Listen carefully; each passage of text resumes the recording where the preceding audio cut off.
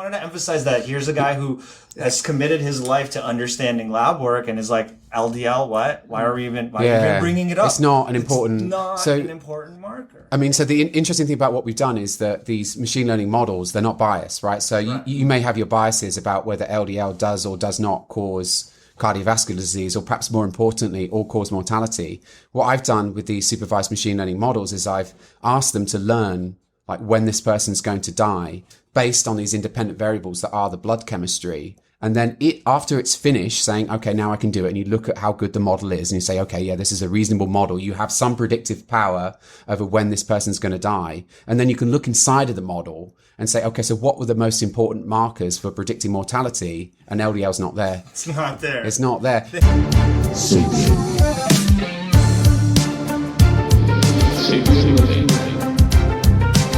What is Sapien Lifestyle? Mind, body, and spirits. All right, everyone, we're back with Dr. Gary for our new podcast with Chris Kelly.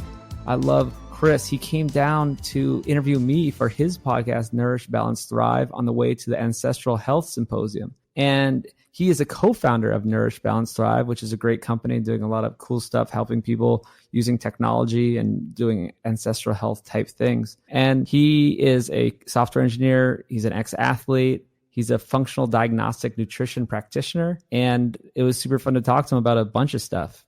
Absolutely. Yeah. I mean, Chris is so bright, and I learned a lot personally. We talked a lot about lifestyle changes, food. We got really into understanding, reimagining our interpretation of laboratories, which is very interesting to me. And his company is doing some really interesting things with lab work and trying to kind of help people understand their bodies more through science. I'm really excited to share this podcast with everyone. Yeah, it was really cool. They do a lot with a little bit of data. It's really cool. You can get a basic lab test and get tons of data, and there's all this AI and computer modeling. And before we begin, I'll just say nosetotail.org. Get the grass-fed meat there, shipped to your door. All the bones, all the marrow, the liver, the heart, the whole deal. So good. It really is good, and it's supporting a good cause and a good farmer in Texas, my business partner over there. And the film Indiegogo, we're still there. Food Lies is well underway. We're doing really well. Our editors are super fired up, making good progress. And that's about it. Let's get on to the show. Well, really quickly, I'm going to go grab some neck bones from your farmer partner and make myself some delicious bone broth this evening. I'm very excited. I love it. And I love it. Oh, and also we should just say about our programs at Sapien, sapien.org/programs. And we're doing consultations. We're doing weight loss clinic if you have insurance and if you're in LA. And even if you don't have insurance, you can see us for the Sapien diet and lifestyle program. Yeah, we're trying to make ourselves available to everyone and share our ideas and try to kind of motivate and inspire people to live their best life. Let's do it. And with all these insurance company contracts, like at any time, anything can happen. But I help my patients. I don't just like pretend that, metformin's going to fix them. I was just listening to a podcast actually with Dan Pardy. Dan Pardy is someone you should probably know as well, that he just had some researcher that's been looking at metformin and anti-aging. Well, yeah. So it's one of the most prescribed medicines in the US. Oh yeah. But what this researcher is finding is that it may blunt the effects of exercise. Oh. So if it's a complex 1 inhibitor, then this guy actually put people on a training regime with and without metformin, and there was basically no response to training in the metformin group. And I don't want to. You should look at the original research, as I will. But yeah, that's kind of interesting. There was also that guy that was on Joe Rogan podcast, the anti-aging guy. Do you remember his name? He was really David Sinclair. Okay. And he was talking about how he takes metformin because the rat models are showing like life extension in a rat model. So that might be true. And these two guys are saying, Dan Pardy, and I forget the name of the researcher, is like, if you're going to be sedentary, you absolutely will not do exercise, then maybe that's a smart move. But if you're Like, I mean, my people who are all super active, as everyone really should be, then sure, take metformin. So don't take like the metformin. mTOR, like I talked to Keith Barr recently. You know Keith Barr? Yeah, so he's been on. No, he's not been on our podcast. He's been on STEM Talk, but I believe that my colleague Megan knows him because he was at UC Davis. But so I'm familiar. Yeah. He's amazing, yeah, and he's talking about all this stuff about mTOR. You don't want to globally reduce mTOR. Like some of these things, like you need mTOR to build muscle. And so these things are like tissue specific. Yeah. So it's like exercise, protein. These are things that are tissue specific and will help produce mTOR in the right times and the right tissues. Right. So you want to maybe suppress it in the liver, but not in the muscle. Exactly.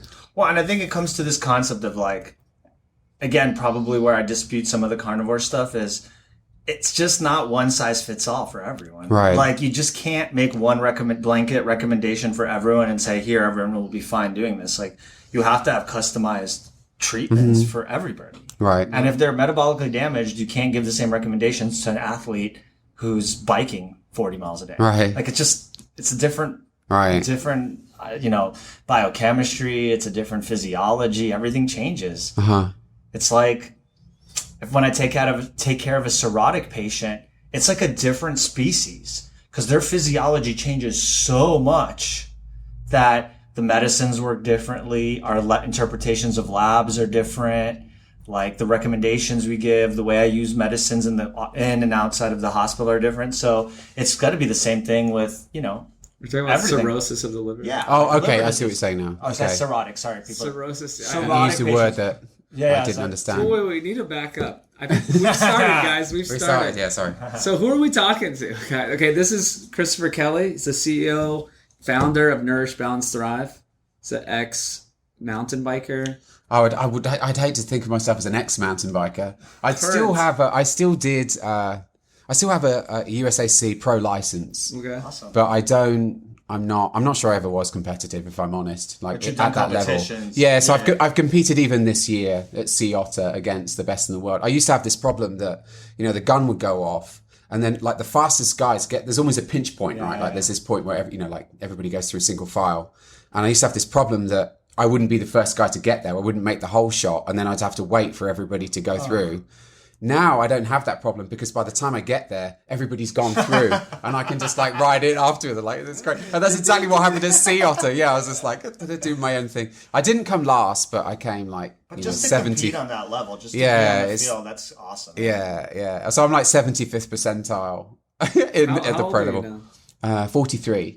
All right, you're looking great. Looking great. That's awesome. So tell us more just give us some more context before we begin. Yeah, sure. Yeah, none of it makes sense, does it? That because my background is in electronics and computer science. So why would someone be doing health stuff? You have a PhD in electronics? No, nothing of the sort. The thing about those subjects are there's no reason to do a PhD, right? I had people clamoring to hire me. Cisco Systems hired me before I'd even finished my undergraduate degree. Wow. Like, why would you do a PhD? You have the talent and you're killing it. It's just it's a rare and valuable resource, right? They need more electronic engineers and software engineers than are available. Like, why would you go and do? I guess some people will do research, but generally people don't. Yeah, exactly. Whereas some of the academic stuff, I think, if you've got, you do sleep physiology or something and it's harder. It's like that you're not going to have Cisco Systems knocking down your door trying to give you a job. Or you got to be extremely passionate about the academic pursuit. Yeah, in and of itself, yeah, it's different. It's different. Yeah. So I was, I'm British. I still think of myself as a mountain biker. Don't say. Yeah. So it's confusing because I'm in America and I live in Santa Cruz and I have this British accent, so it's very confusing. But yeah, I was moved here by Yahoo, and the reason I came was because I wanted to ride bikes and snowboard and kiteboard and do lots of fun stuff like that. And it was great initially. With hindsight, I realized that I made some very poor diet and lifestyle choices right from the beginning. And my mum was definitely involved with that. It makes my wife really mad when, my mum only breastfed all of her kids for 6 weeks and then she was done. And she makes excuses like, oh, my milk supply couldn't keep up and all this stuff. And that really makes my wife mad. She's really, but so anyway, you think that, you moved to the US and it was the food what done it. Like the Americans, they don't know how to live and their food is terrible. And that's what destroyed my health. But with hindsight, it goes way back, The right to the Westernized beginning. diet It's everywhere. It's everywhere, yeah. And it's more to it than that. Yeah. But certainly when I moved to the US and I started being competitive about biking, my health definitely took a turn for the worse. And my symptoms were mostly fatigue and brain fog and insomnia. Were you carb loading? Yeah, exactly. So really damaged. You know, I got a coach and I got serious about racing bikes, and I did all the things that you're supposed to do when you race bikes, right? Which is the carbo loading, and I just doubled down on whatever I was already eating, which was a ton of carbs, breakfast cereal, bread for lunch, pasta for dinner. And I got to the point, and the maltodextrin gels, like that's the energy gel. Yeah, that's what you do, right? Because you're a competitive athlete. And I got to the point where my metabolism was so damaged, I couldn't make it through the night. I couldn't do the fasted state at all. Wow. And so I get up at 2:00 in the morning to eat breakfast, because that's what you do when you're an athlete, right? You're just hungry. So it's kind of crazy. You're telling yourself your metabolism's working so fast. Yeah. So you just got high energy demands. And that's true. Like, I think I did have high energy demands. I was doing, 20 plus hours a week of riding my bike. And then, eventually you get to the point where you're like, this can't, something's really, really wrong here. And you start investigating it. And I went to the primary care doctor, and he said, well, I don't really think this is what happens to athletes. I don't know if there's anything I can do for you. But since you have a ton of gut symptoms, gas, bloating, diarrhea, I'll send you to the gastroenterologist. Interesting. You go see the gastroenterologist. They say, well, it's nothing to do with your diet. It sounds perfect. They think it sounds great, or they just don't even connect it. It's kind of what you want to hear as well. I don't want to think like this is something that I did. Like, it's probably something genetic, right? Like, it's also like you're not sick. Right. Oh, yeah, there's that too. You're not like sick. Yeah, so compared to all the other people in the waiting room, I don't look sick at all. And in fact, compared to even to the doctor that saw me, like, I was in great shape. And my body composition was almost great. Like, I never got overweight. Metabolic health is not even a word that was used in my medical training. Right. But he also passed up, like, if you did a basic blood chemistry, like my fasting glucose was 120 something consistently. And I figured out, that's diabetic. Like, that's not good. But I'm not fat. But he's a GI doctor, so he's not worried about your fasting blood sugar. No, they're not looking at that. He's worried about primary GI complications only, and that's it. Right. Yeah. So that's what they said is, we'll put a scope up and down, and we'll confirm what you already said. And then we've got steroid anti-inflammatory drugs that might help control your symptoms, but eventually those will stop working, and then you'll need surgery. I'm like, well, fuck. And I'd already gone down that route. I was very much a conventional medical. I don't really want to hear about anything alternative. But around that same time, I discovered, it was through, we were talking about this before we started recording. This? Just to give some context. So this is 2011. So this is like 8 years ago now. It's already a decade, right? Yeah. And so, this is before things like SIBO. That before it was trendy. Gut. Yeah, none of that was trendy. Now they've made diagnoses out of our metabolic disorder, right? That you can hang your hat on, but now, SIBO wasn't a thing back then. Yeah, Less than 10 years ago. Yeah, now you're negligent if you don't test for SIBO, right? Because there's an epidemic of SIBO. But yeah, I probably did have SIBO. I had a basketball where my belly was that I knew wasn't right. Like, I've got a coach and he's like testing skin fold here, and like it was way thinner than it is now. Like, it was unmeasurable with calipers. Right. And so he's saying, your body fat is probably between 3 and 5%. I can't really measure it with calipers. And he's trained. But he's got a gut. But I've got this beach ball thing that I can like rest the glass on, it's crazy. Skinny fat. Yeah, skinny fat. And so you're diabetic, don't really have much ability to... Were you diabetic? Did you get like...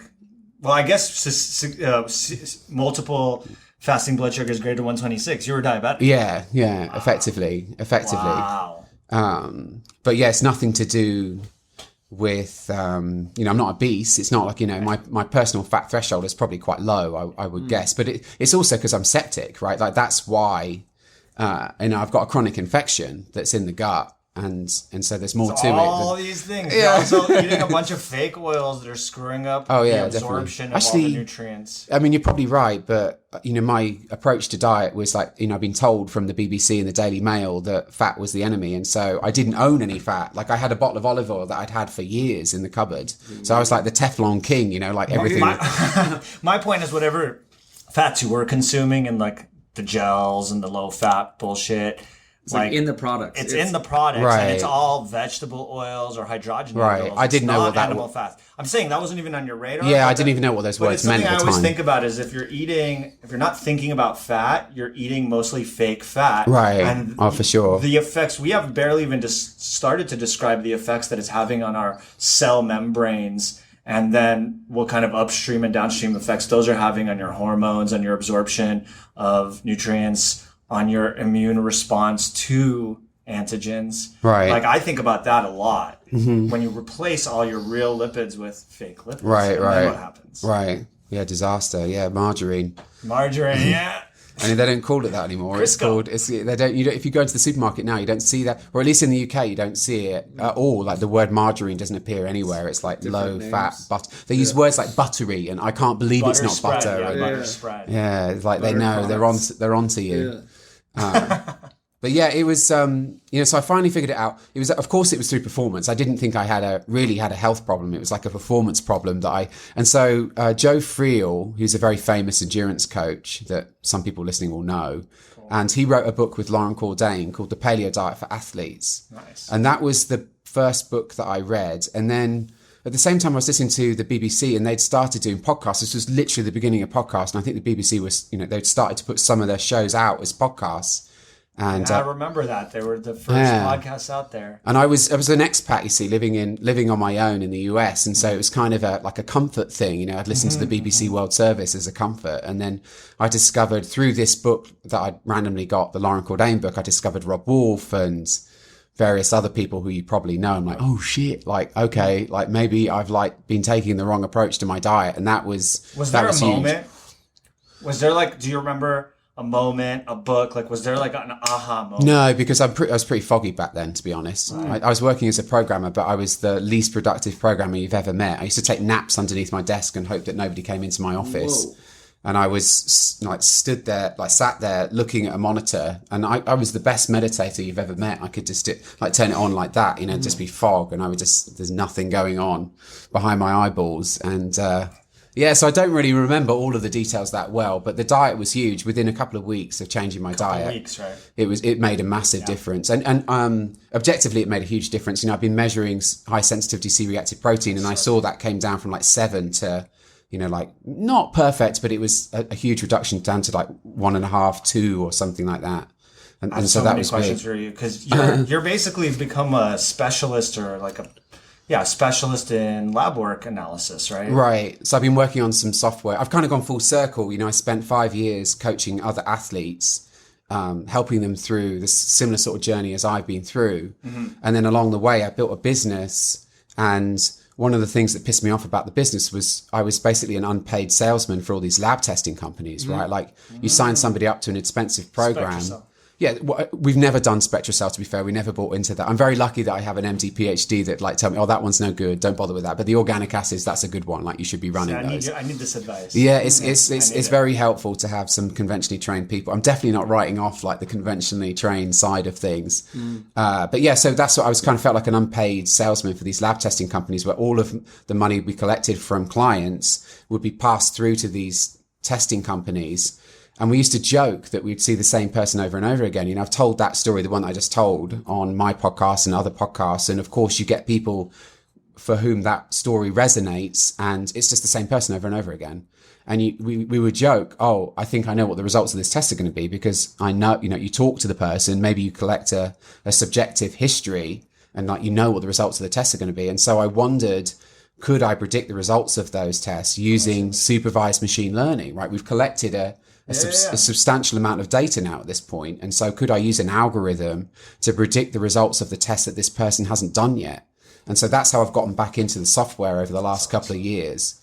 And it's been really fun. So I've saved my business a ton of money and people's time as well. They don't really enjoy doing tests. Do you still pair with other lab companies, or do you guys have your own lab machines? No, so it's all in silico, you would call it, right? So it's all algorithmic. I'll still do a basic blood chemistry of the type that costs $68, And then from there, project it out. yeah, exactly. So they call it impute the value of a missing marker. So for example, we talked about pre-diabetes and diabetes, which was my problem. From a basic panel that has 39 markers, I can now predict the value of hemoglobin A1C and insulin and C-peptide and glycomark and all these other things. Powerful. Yeah, it is. So glycomark is. So what can I ask, not to interrupt you, but what is that basic panel that gives you all this, opportunity to extrapolate? It's a very basic panel. It's just CBC CMP. Plus CMP plus we've got a few other markers that you wouldn't commonly run like uric acid and GGT but there's nothing in there. So the CRP? whole panel, no. So the whole panel costs $68. So it's a very the chances of you having done it by accident through your GP or your primary care physician is almost close to zero, because they're generally not running like even these 39, even though it's a $68 test. I don't typically get a GGT, but I've been because I play with what I'm testing right now. I'm trying to figure it out. I'm listening to podcasts, I'm reading, I'm learning, and I'm just starting to figure it out. And there's certain lab like CRP, right, that I really use to help drive my therapy. Right, and I can predict that. That's one of the models we've developed. But awesome. Yes, it's kind of it's a weird sort of thing. The value proposition, it's like it doesn't make, when you look at each individual model, you're like, I just think I'll just run CRP.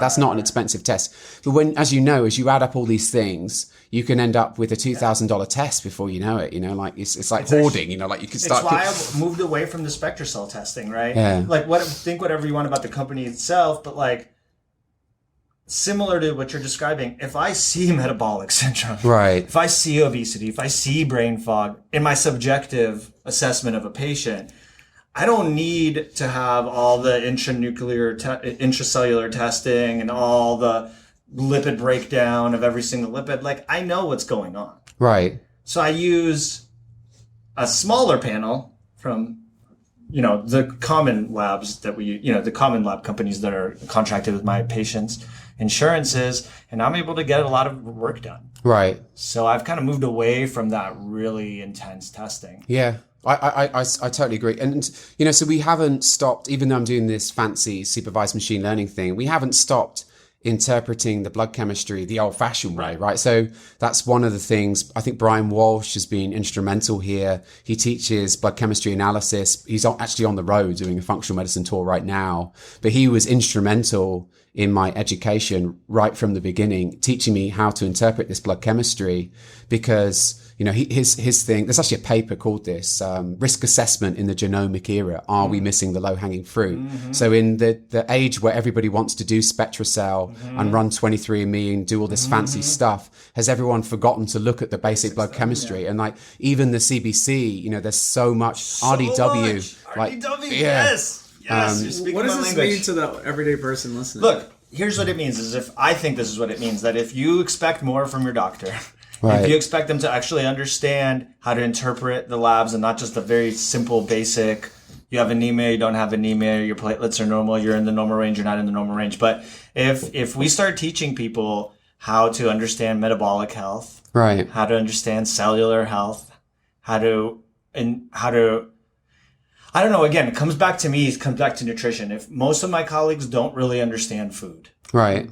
So I can talk about the meaning of blood sugars and RDWs and CRPs, but if you don't understand that what we're teaching is poisonous, or it's frankly not a species specific diet, right? Species appropriate, species appropriate diet, then what are we really talking about?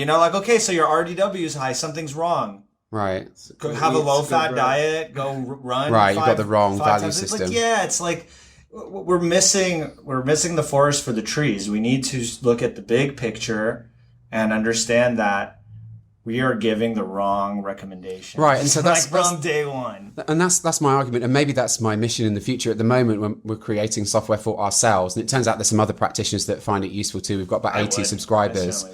But I think maybe my bigger mission is to give people the tools to get rapid feedback. So it's like before I lost my health completely, it wasn't like I wasn't putting in any effort. I was doing everything that I was told. And when that didn't work, I just doubled down on that because maybe I wasn't doing it low fat hard enough, right? But it wasn't like I wasn't putting in the effort. I was cooking all of my own food. I wasn't eating any fast food. I wasn't taking any shortcuts. I cared about performance. I thought I could win bike races if I was very careful with my diet. It's just that I didn't have any way of knowing that what I was doing wasn't working. There's no feedback mechanism. When you learn to play tennis, you find out right away whether the ball was in or not. But you don't get that with health and performance. There's no feedback loop. And so... And I mean, the classic example for me now is cardiovascular disease. Most people, the first symptom is death. You don't get a second chance. You just drop dead. And so, or by the time the symptoms are presenting, we're so far down. Yeah, the you're so rabbit far hole that, down like, the disease. How can I tell a 60-year-old man to change everything they've ever put in Right. their mouth? Oh, and by the way, everything your doctor said was wrong. Yeah, about that's food. terrible. Okay, about food. Oh, and by the way, you're on way too many drugs. I don't even know what's causing a side effect and what's helping you. And so let's start from scratch. And they're like, who's this crazy kid? Yeah. You know, like, it's hard. It's a... So what kind of feedback loops can we put in? Do you guys do that? Can we give people some actionable advice? It's like, how do you know when... Right. Yeah. So there's definitely, I mean, you don't even need my software. There's a paper by Benjamin Horn, and it's a paper about predicting mortality using common laboratory tests. And the interesting thing about what they did was they used an algorithm that allowed them to spit out an equation, a calculator, if you will.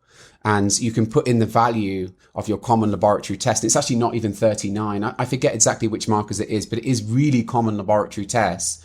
You put in your numbers, and then the way that it works is you pick up points if the value of the, like RDW is a really important one. Like if that's out of cellular range. health. Yeah, right. Exactly. It means a lot of things. So much. You pick up points, and then, that tells you basically your risk of death. And they developed it in the acute care setting. So they were worried about patients dying whilst they were in hospital. And so there's, I think, like I forget what the shortest, but the longest time frame they were looking at was 5 years, which is not, so for the person seeking health span, maybe like 5 years is kind of like short, but it's I think it's a useful enough time frame to where you can know, like, oh, is what I'm doing working or not, right? So if you think that veganism is the best approach to health and health span, then I would challenge you to be doing a $50 blood test, putting it through the Horn et al. It's actually more commonly known as the Intermountain Risk Score, actually, people.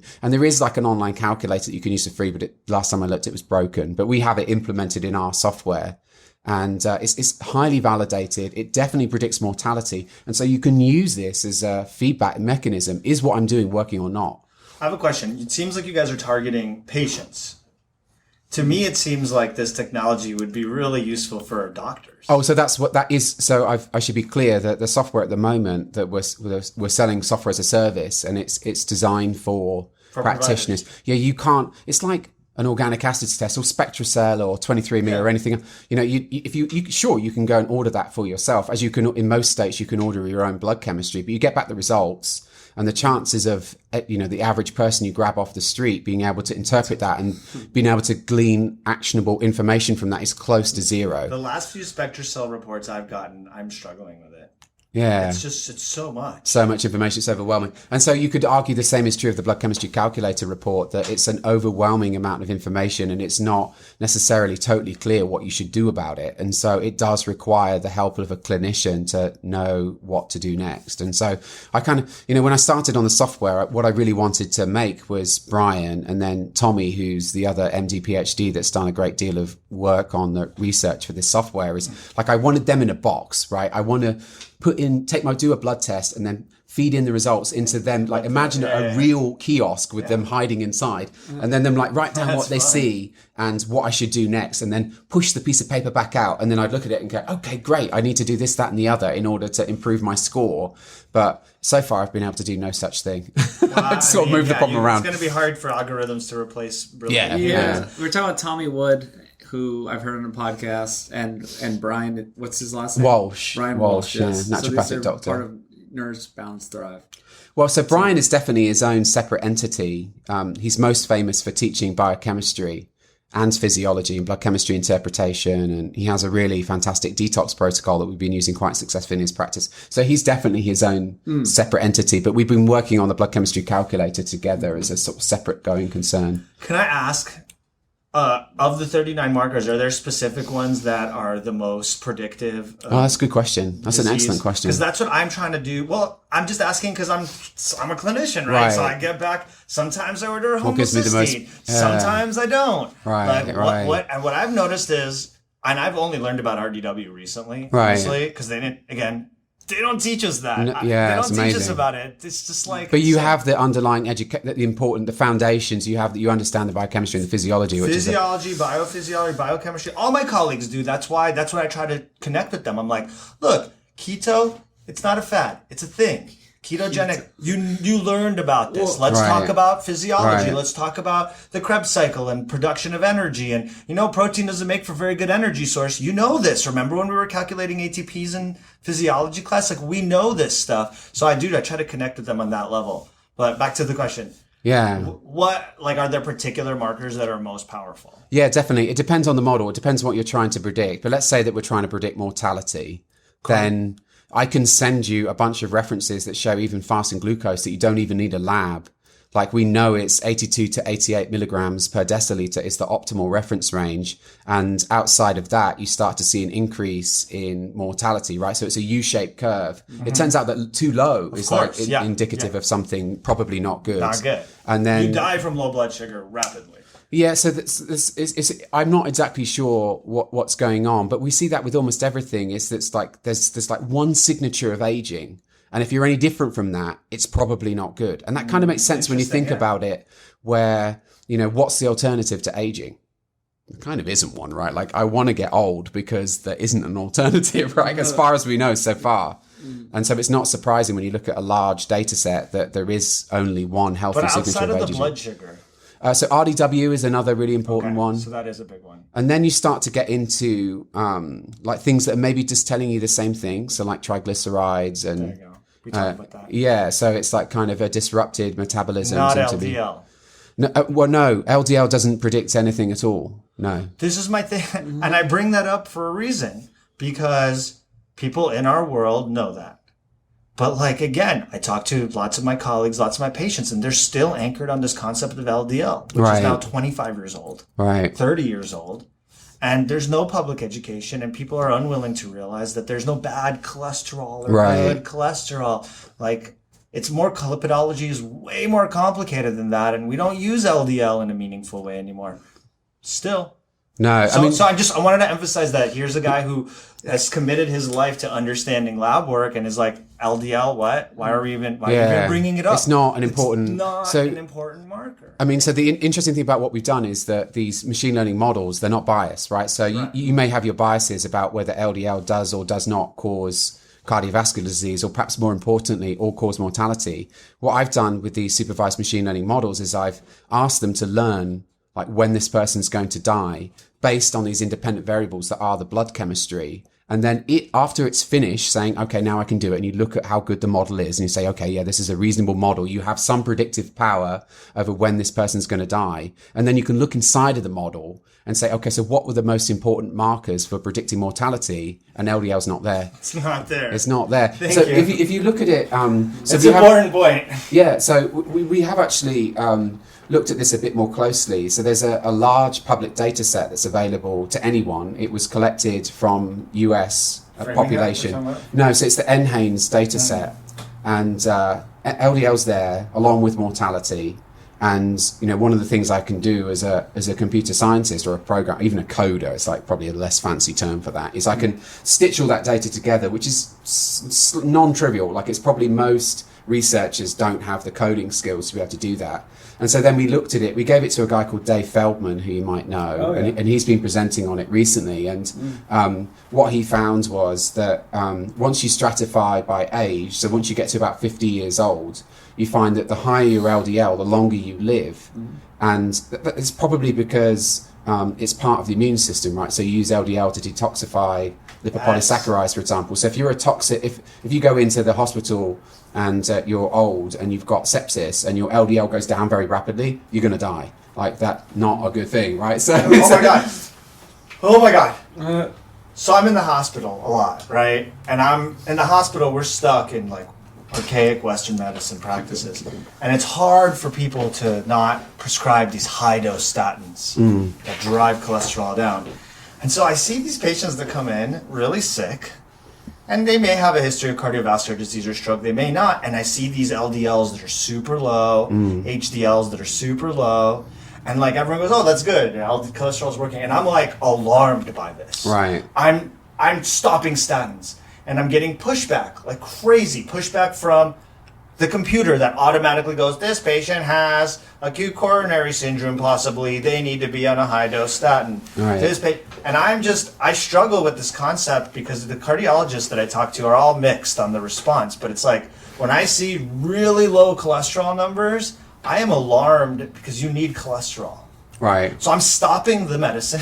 Right. And I'm getting crazy pushback. Oh, and so sorry, you just reminded me of something. Go on. So no, I'm trying to build my knowledge base and build, relationships to support this concept of like, cholesterol is good. Right. It's not bad, and dumping this drug on people that has maybe some anti-inflammatory benefit, I don't know, especially in an acute illness setting. It's a disaster. It's a disaster. Yeah. I've had multiple people who came in sick for a variety, septic, from whatever, this, that, or the other, and I've stopped their statin, and I've had either a heated conversation or a damn near argument with the other doctors, Right. and with the patient sometimes, and I'm like, you don't need this shit right now. And those people, when they have the alarming low numbers, they die. Right. They Right. die. Well, so that's what you reminded me of, is that, what are the most important predictors of mortality, say, and total cholesterol is one, especially for women.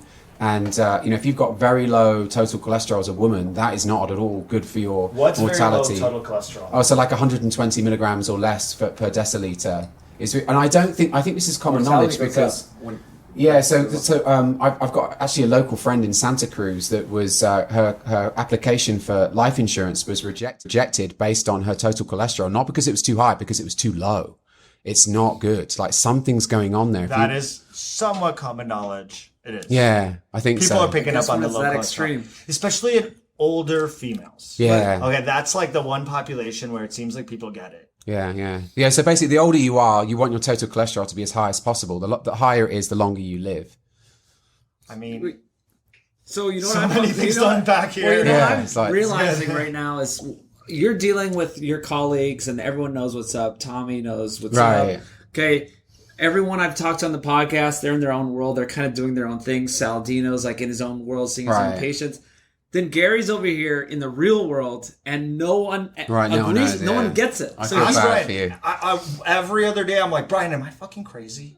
Like, am I crazy? Because did I just get in another conversation, another argument about some bullshit medicine that I know isn't doing anything, and we're arguing about fat intake? Right. Like, I just, I love this world that Brian has introduced me and that kind of bringing me into, but how do we share this, what is basic information to us? Right. To How the do world. we share it with people? This is the challenge, because like we were talking about before the podcast, we were talking about, hey, you become a, personality in this health world, and you've got, your carnivore people that love you. You've got your high fat, low carb people that love you. You got your athletes, you got whatever. But like, how do you get more people to hear us? Right. Especially the medical community, especially the doctors taking care of most of the people. Right. Like, if we can do anything with your technology, with our voice, with podcasts that we're making movies, it's to educate the people that are taking care of human beings. Right. Like, we need to get into the medical agree. schools, into the residency programs, and be like, stop with this nonsense nutrition.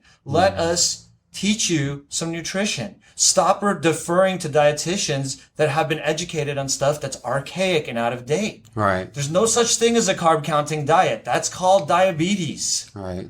Like, see that the recommendation was, if you're not getting enough carbohydrates, you might need to snack on carbohydrates between meals. Yeah. This was from a text, like a pamphlet that a type 2 diabetic got and posted on Twitter.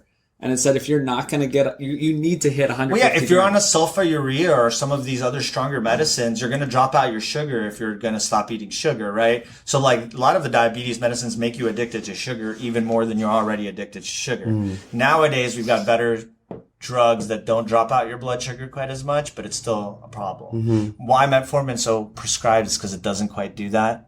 So people can start cutting back on their food and you don't become hypoglycemic. And when I mentioned about hypoglycemia is if you drop out your blood sugar, you die. Right. Like that's so again, in my training, it's like someone comes into the hospital, you don't want to drive their blood sugar too low because they will be acutely ill, Right. irreversibly. So you kind of let the blood sugars float higher.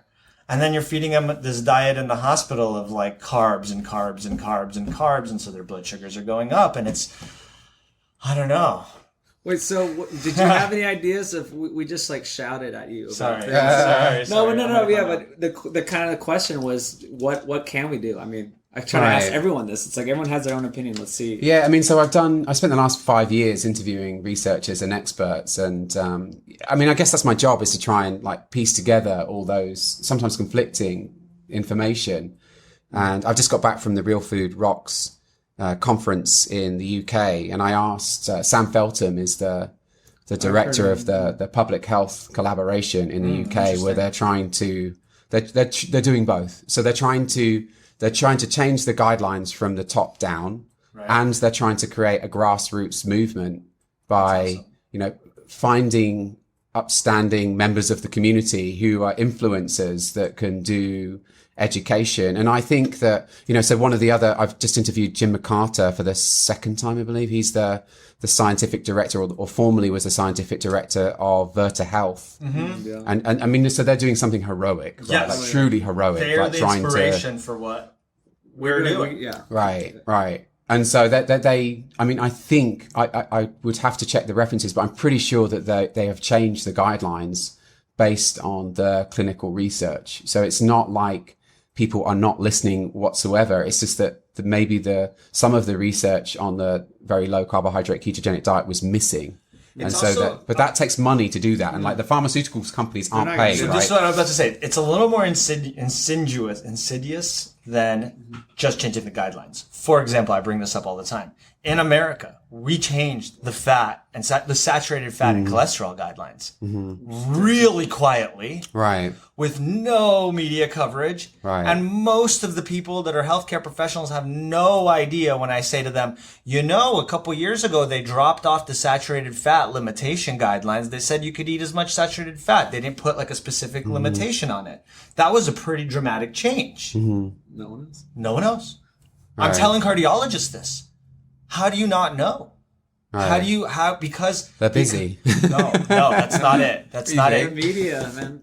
They're not talking about it. The They shouldn't be money talking is about in it. sick care. Well, okay. The money Right. is in sick care. The incentives are misaligned. Incentives, but even just with the media, it's crazy. Is Mark Hyman and Nina Teichels were talking about this. They're like, Virta study came out, 60% of diabetes reversed. Why is this not front page news everywhere? No one knows about it. Yeah. That's Every huge. doctor in my hospital should know about the Virta Health study. They should not be telling, Gary, the ketogenic diet, it could be difficult on the kidneys, couldn't it? I don't know about recommending it. That might cause a kidney failure, don't you think? Patient comes in, this kid comes in, sorry, quick story. So the kid comes in, he's like 26, super obese, trying to like get better. He's talking to me, yeah, my friend told me about a keto, I'm trying keto. He comes in really sick to the emergency room, gets admitted by my colleague, and he's got kidney failure, sure enough. Well, so the kidney failure, so they go, haha, Gary, see, you're wrong. Keto diet caused kidney failure. I was like, okay, let me do a little, cause that was the diagnosis that doctor made. He's like, Right. you're on a keto diet? Oh, you have kidney failure from the keto diet. I said, okay, let me go actually talk to the kid. I go in to interview the kid. Well, it turns out that I got the flu. I vomited and had diarrhea for 3 days. I wanted to feel better and work out, so I took 800 milligrams of Motrin 3 times. Okay. So I went to the doctor and I said, well, don't you think that severe dehydration in the setting of an acute illness coupled with NSAID use Right. without food and water caused kidney failure and not the fucking ketogenic diet? Wouldn't listen to me. Continues to argue with me about this. Yeah. So You explained that shit to me. That's Yeah. crazy. Well, that doctor's never seen however many millions of people doing well on the keto diet, so that's like not even in their brain. Well, my point is that it's vilified. It's more than just understanding fat, understanding metabolism. It's about like the momentum of the recommendations that we have, the unwillingness of people to change, and the lack of leadership in this like world, especially for professionals. Mm-hmm. Is that crazy? Am I being? No, I think some of the questions you're asking are explained in a book by Matthew Syed called Black Box Thinking. I'm not sure if you've read. I haven't, but now I'm going. So the book is about the title is a literal black box, right? So they talk about aviation, where you go back 100 years, and if you're an army pilot, then your chances of surviving that career were less than 50%, right? And now we've got to the point where we are today, where aviation is like one of the safest modes of transport. How did they get from this very dangerous place to where we are today? And the answer is the black box and the growth mindset. So Carol Dweck has a book called Mindset, and Matthew Syed's work really builds on Carol Dweck's, I'd say. And so this is the idea that paying very close attention to failure, understanding what went wrong, and then making sure that you do not persecute anybody that report. So what happens when you say to pilots, we're going to fine you, we're going to sue you if you fuck up? Well, they stop talking. They don't say anything. And the near misses, they go unreported, right? And so you have, you cultivate this culture of openness, and we want to know exactly what's going on, what went wrong. And then once you understand what went wrong, you go ahead and fix it. And so the black box, the flight recorder that records every aspect of the plane's movement, the voice cockpit recorder, all that stuff, adopting this growth mindset has been what's made aviation as safe as it is today, where you've not got that in medicine, right? So when a surgeon kills somebody on an operating table, you talk to them afterwards, they say things like, oh, well, we did everything we could. These things happen. And they just rationalize the failure rather than, and so, yeah, I think Matthew Syed's written some interesting books. And you also just gave us an answer for the question we asked. Yeah. What is something we can do? Is create a growth mindset. Yeah, exactly. And get people out of this archaic way of thinking. And But are they scared for, losing their license or medical malpractice? Is that connection? So that's something that needs to happen systemically, right? You need to, if a mistake happens, you need to have the environment where you can report that openly without fear of litigation or any other type of retribution. Yeah, exactly. But I mean, it's kind of crazy like that in the US, right? You can just go ahead and sue the doctor just because you didn't really like what they did. It's getting better. So a lot of that is a little bit overblown. Okay. It's getting better. Certain states have physician panels that will screen, not California, but some other states, like where I trained in Indiana, they have a panel of physicians that will look through every lawsuit and just throw out these frivolous lawsuits that are you can't blame the doctor for this. Right. But I was on a case, recently at the hospital. It was actually last year, and the guy came in, he was a trauma assessed him. Everyone did their job, and he ended up with paralysis because, he fell from 40 feet from a ladder and hurt himself. Mm-hmm. Well, sure enough, they're suing every single person involved in the case. Right. It doesn't matter what you did. I was the admitting hospitalist that was coordinating care with 12 specialists, right? It was the trauma surgeon who did all the scans and did all their due diligence. There's a neurosurgeon, blah, blah, blah, right?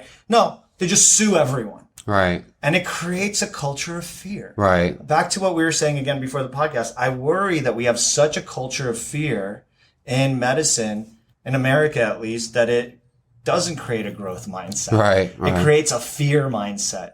Right. It creates a bunch of people that are trying to pay off their loans, trying to keep their head down below. They don't want to be on a podcast. They don't want someone to hear what they think. Mm-hmm. They just want to have their family and not get sued. Right. You know what I mean? Right. And you can't have some of the brightest minds, people taking care, responsible for people's well-being, afraid to speak. Mm-hmm.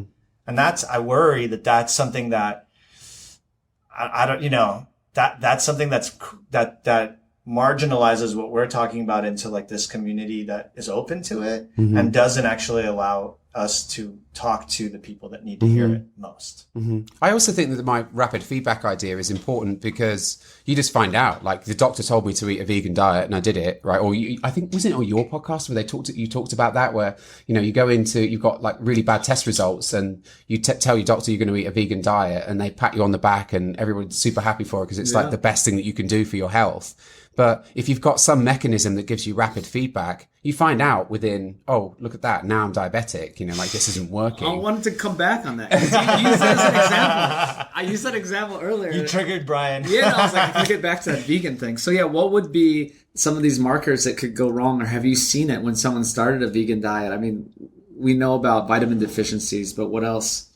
Yeah, that's a really good point, isn't it? So yeah, I mean, definitely the B vitamins, we see that all the time, but almost everything, like copper and zinc, selenium. We can predict these as micronutrients.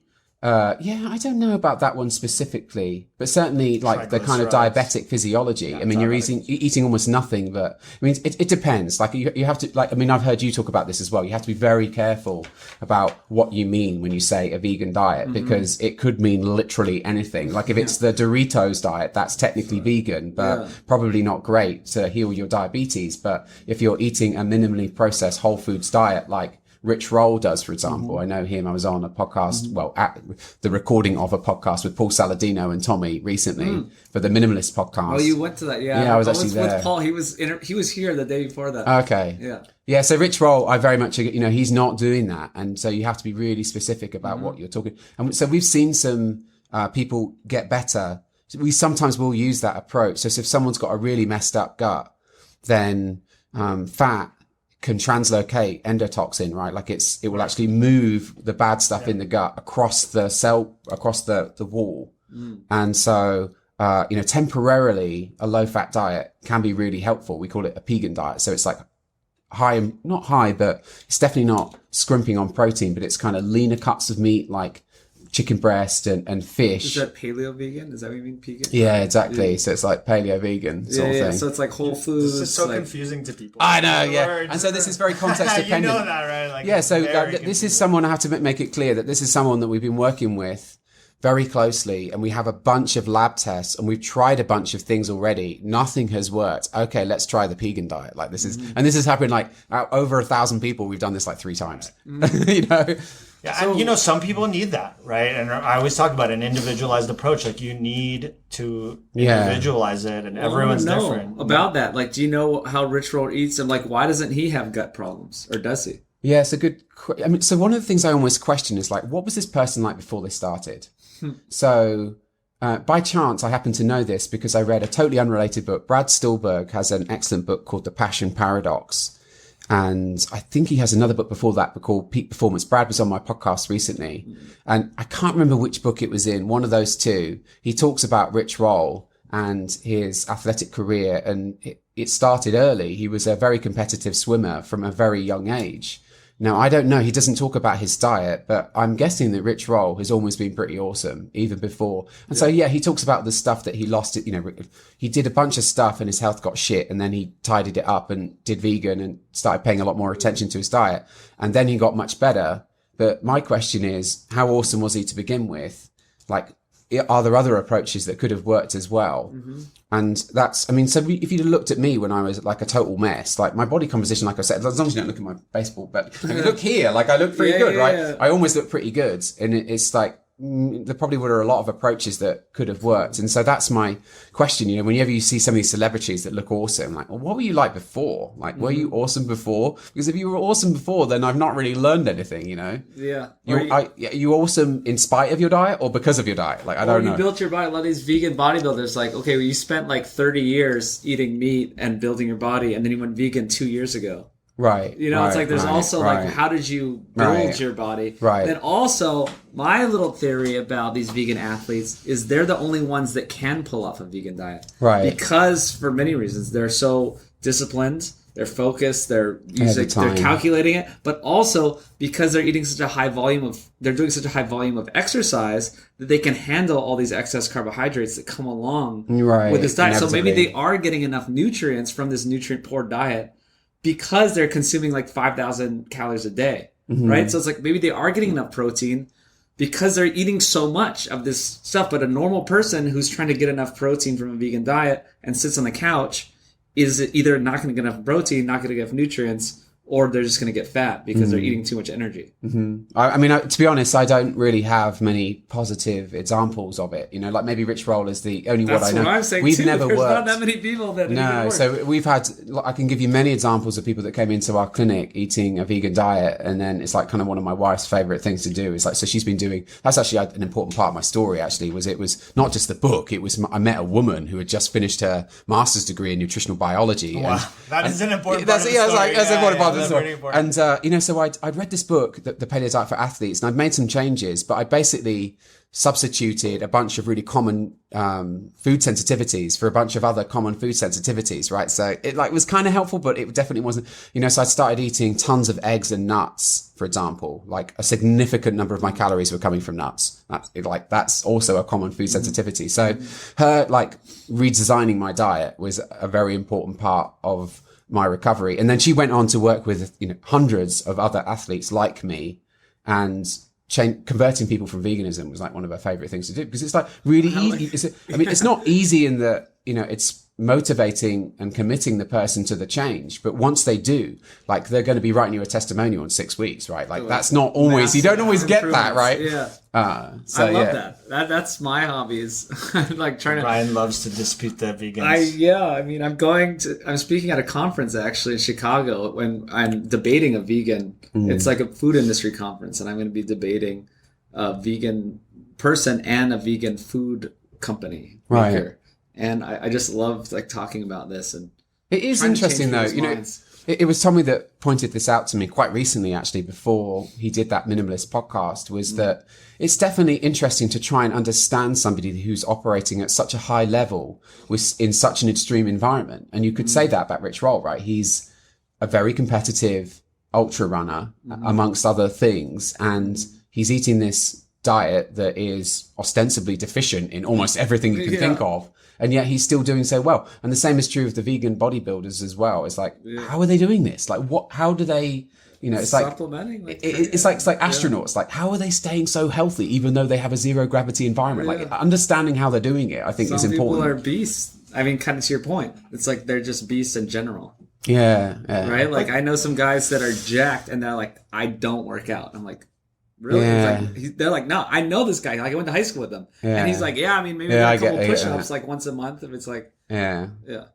yeah. Is it the first? Should it be the default? Like that's the thing. The first thing you try, probably not. Yeah. I mean, I just think that veganism is not anchored in nutritional science. It's anchored in religious ideology and dogma. So while it's fun to intellectualize why guys like Rich Roll are successful, it's certainly just obvious that it's not for everyone. It's not for most people. It's probably not for anyone that can't have the resources to do it, right? So most of my vegan patients, it's not like they can eat this high quality food in high volumes. They end up eating processed junk supplement. There's no other way. You can't. It's expensive. Right. Avocados are expensive. Everyone tells me avocado. Well, it's more than that. It's like you can't just eat avocados. You need like algae, to do it for real. You need like all kinds of weird exotic things to really get all the vitamins. Spirulina and all this weird stuff. My approach with vegan patients is I embrace them, and then I just try to convince them to eat some healthy protein and fat. Right. So if I could get them to eat some eggs, if I could get them to eat some fish. It's usually, I mean, that was one of the things I was trying to do for different reasons, was I thought that I could save the environment or at least have some positive impact by eating less animal foods. But, you know, my wife converted me as well, actually. She's like cooked a ribeye steak, and it took me about 3 bites to get over it. At first you're like revolted, going, there's no way I can eat that. That's then 3 bites later, you're like, oh, this is great. The ethical, like, so we're talking about like real, like, science or food or nutrition, you know, ethics and morals are a separate conversation. Yeah, exactly. So absolutely. And there's all sorts of, you know, misleading information when it comes to that. Right? So I understand that now too. Is like basically, you know, all the stuff that I was told was basically bollocks. Yeah. And there's still on the TV. I was watching it while I was in the UK just a couple of weeks ago, and it's actually, I forget his first name, but it's Tim Berners-Lee. Tim Berners-Lee invented the World Wide Web. He went to my university, Southampton University in the UK, and he has books on the carbon footprint of food. And he's still like saying stuff that I know is bollocks. And it's like, it's not even difficult to fact check it. So for example, he's telling, It's federal. he's telling British people, the reason that your beef choice is not good is because they feed soybeans to cows and, you know, whatever. You've got to grow the soy. Well, I mean, hang on a minute. Like they don't. Like if you go into a butcher, he's British. He's talking to British people. You go into a butcher and ask them if the meat is grass fed. They look at you funny and say, well, what the fuck else would a cow eat? Like, there's no Especially in the soybean UK. production in the UK. Yeah. It just doesn't exist. So it's like really easy to see that he just doesn't have his facts straight. And yet these people are still getting primetime TV spots and It's Gotta a ask popular yourself- narrative. I always ask myself, and William Bryan, like on Netflix, you look at food documentaries, there's one or two about low carb eating, and they're all about veganism. right. Why? It's just as how are popular- it's- 10? No, well, there's something more to it. There's hundreds of millions of dollars being invested Right, in you veganism. got some rich and people. there's not that much money Right. being invested in the rest of it. There's something going on. Right. Like, there's someone paying for all these documentaries. Right. It's a crazy amount of Something. money. Well, Why the why media- are we well- bootstrapping food lies despite having all the specialists, scientists, Experts, yeah. bootstrapping it barely, yeah. when you got one vegan documentary after another, after another, after another. Someone's dumping that money in. Right. Why? And it's probably not as much money as you think. So you think about the market cap of Facebook now is in the hundreds of billions of dollars.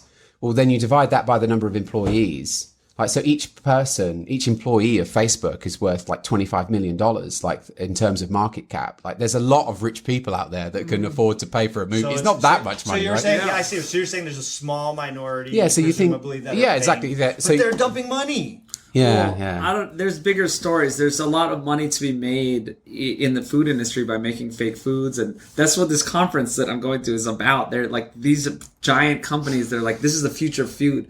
So I think there's money there, and then we're talking about the media. Why isn't the media covering it? Well, it's just the advertisers for the media are all the big food companies. Right. So it's not like a crazy conspiracy. It's just very obvious. It's just like, well, they're selling Cocoa Krispies, so Right. they're not gonna. We're not. Why are we talking about Virtus study? It's Right. curing diabetes. We want to sell Cocoa Krispies, and there's. I mean, now I'm in the meat business in a way. I'm nose to tail. It's my grass finished meat company, and there's no profit margins. I'm like making like no money. Right. Like if I was just making processed foods, I could be making so much money. Yeah, well, and that's part of it too, isn't it? Is that the heavily processed plant-based foods are like a really good business model, whereas your grass-finished beef is not like that's hard graft and. Although in reality, if they were eating healthy food, then there'd be less sick people, and that's. Oh yeah, so where you've we would just, save but that's a money. different budget, right? Like that's That's that's a different pot. So the big question here is how to fix everything is realign incentives. That's all it is. There's no incentives for the drug companies to Right. get people off of the diabetes medications. There's no Maybe the incentives CBD to- companies will become rich enough to support us. I think again you underestimate. Like so, I was interviewing Malcolm Kendrick in the UK. He's a British This is GP. the one I was listening. This Yeah, episode is super- amazing. I was Super listening to this on the way good. over. I just recorded another episode with him, and in his book, A Statin Nation, he talks about he did heard about some research to try and calculate the total value of the statin drug market, and he thinks it's about $1 trillion. And that's kind of a hard number. Like, what does that mean? It's like so many zeros, like people can't really comprehend a number that big. But maybe a smaller number that people can comprehend is that one of the statins, and I forget which one there is, there's like a bunch of different flavors of statin, but it was a Pfizer drug. And somehow they managed to get the patent extended by 1 week. And that was worth to them $189 million for 1 1 week week? of one statin.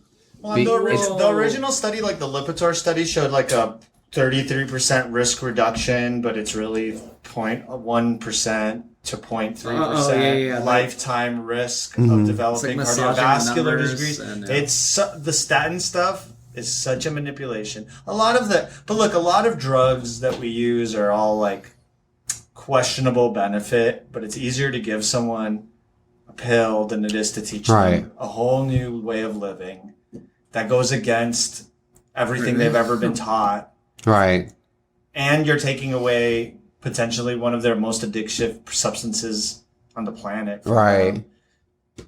I don't know. Sometimes I get disillusioned with these conversations because it's like, boy, are we up against the behemoth or Goliath of the, I mean, that's you raise an important point there that I think is part of the problem, and that's that, you know, the people who are on the front line, they have a great deal of sunk costs in their education, right? Like, I'm not going to talk to patients about food because that's not proper medicine. I'll tell you what's proper medicine, and it requires my license and this prescription pad. That's proper medicine. And so it's difficult I think, for some primary care physicians to admit that actually, probably, like my mother-in-law has read all of the books. She's an expert on Paleolithic nutrition, and she's probably as capable of working with clients as any primary care doctor in the land, right? And it's very difficult for a GP to concede that, somebody that's just like, you know, your mother-in-law that doesn't have any credentials at all is probably just as capable. That's probably why I get so much pushback from my older colleagues, is it's like, it's just, it minimizes all the stuff that they've done for all these decades. But I mean, it's going back to the growth mindset. You have to,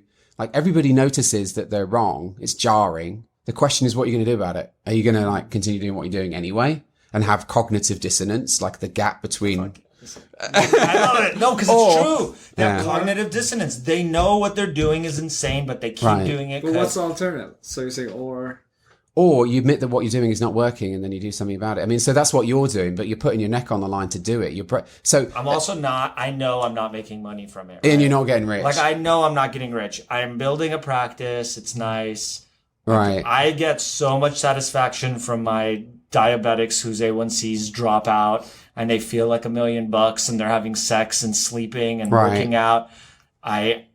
I feel so damn good to really help people. And it does. Doing meaningful work feels good. I mean, we're in LA, you could be doing plastic surgery and making a fortune, right? No, but don't get me wrong. And people that follow me, I'm also unapologetic about, like, I have an aesthetics component to my practice. I think if I could help people look good, of course. Yeah, it's a powerful motivator. I make money with that. It's great. And it makes people feel good. Like, whatever. It's the same as my food. It subsidizes you for spending an extra 45 minutes with the patient and teaching them about food that you're not getting reimbursed for.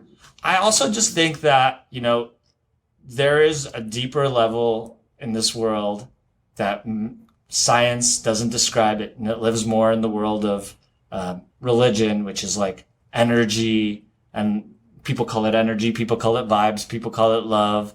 I just think that if I spend my days, especially at a young point in my career, really spreading, like, good recommendations, good energy, good vibes, really changing people's lives for the better in a meaningful and sustainable way, it'll come back around to me. I'll be all right. Absolutely. I'll make some money at some point. Someone will see the value in what I'm saying and they'll pay me something. You know what I mean? Yeah. Right now, the $60 that the PPO pays me for the office visit that I spent 45 minutes on, it's all a bunch of bullshit. Sometimes it's $60, sometimes it's $120. I don't know. What, am I really going to, like, check everyone's insurance and, like, treat patients differently? No, I treat everyone the same. I don't care if they have an HMO or a PPO or Medicare. I take care of my patients. Right. Some of it's bundled. I do an HMO. I do private. My point is, I'm about spreading, like, the truth and positivity, and the money will come. Like, it'll come somehow. I don't know. Mm-hmm. Or I'll die poor and all my patients will live a long time and I'll feel damn good about it. I don't know. You know what I mean? Like, but, like, going after the money grab to me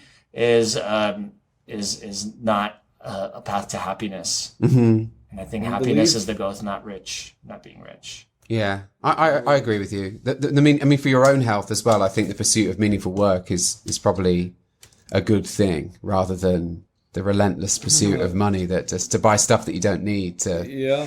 Yeah, that's like a separate part. I mean, so that's one of the things I pride us the most in the work we do at MBT is this holistic approach to health. And we have a strength and conditioning guy and a performance psychologist and all that. And so I read all the books that the performance psychologist recommends and, like, understanding all this stuff. There's some really good books. In fact, Joshua Fields Millburn's documentary on minimalism is, like, one of the best resources I know. I was just thinking the minimalist when we're talking about it, and that I think I naturally live like that. I don't know if I even saw it or I listened to that. Yeah, some people just seem to. I just, like, I don't want to buy anything. Like, I haven't bought anything in so long. Like, I go on trips. Like, I don't know what else I've bought other than plane tickets. Right. And I get free plane tickets for my credit card miles. So, right. Like, I wouldn't like to say that you were born with that because that'd be very fixed mindset, right? But it's, like, obviously something that you've learned very quickly, quicker than most people. Maybe I was just forced to do it because I just like to build things, and I just don't make money. Like Right. I don't make money now. Like it's just I just like to.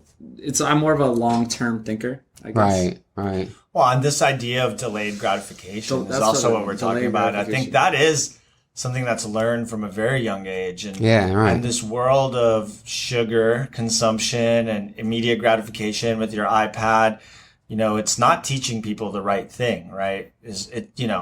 You gotta like do the work, you gotta Right. put in your dues, and then you will get the benefit. But if you want it right away, It's dangerous though, isn't it? I've heard, Robert Sapolsky, you probably know him, and his book Behave is read that. epically good. Yeah. But he talks about that's one of the things people always like search for things that are uniquely human, and they always get it wrong, like tool use, for example. Well, tons of animals use tool. That's not uniquely human at all. But he talks about delayed gratification, right? Humans are the only animals that will invest something into their future education, into their future career, so that they can get into the nursing home of their choice, right? Like humans are the only animals that would do that, right? Like you can't get a monkey, you can't get a baboon to like delay gratification like so that. the nursing home thing is my practice is pretty interesting. I do this preventative care, primary care thing in my clinic that's all focused on nutrition, holistic care, functional medicine, whatever. I then work in the hospital less now, but that was a big part of my practice. And some of the most gratifying work I ever do now is end of life care. I work for a hospice company with a hospice company 1 day a week.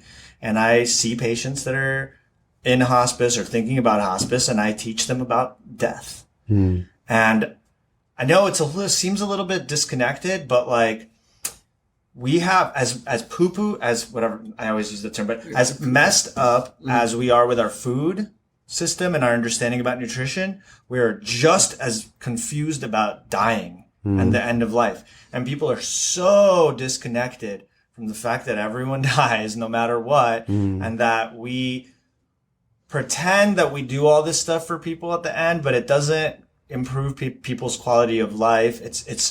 It's misery. Like Right. we have, so people come to me complain, oh, the animals.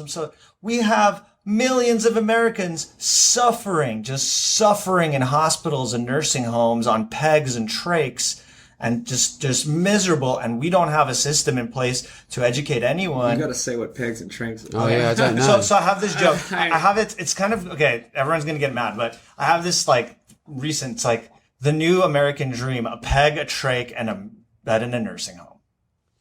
So like so many people, that's a little, okay. You gotta tell us what it is. A I know peg what- is a peg tube. It's a feeding tube in the stomach.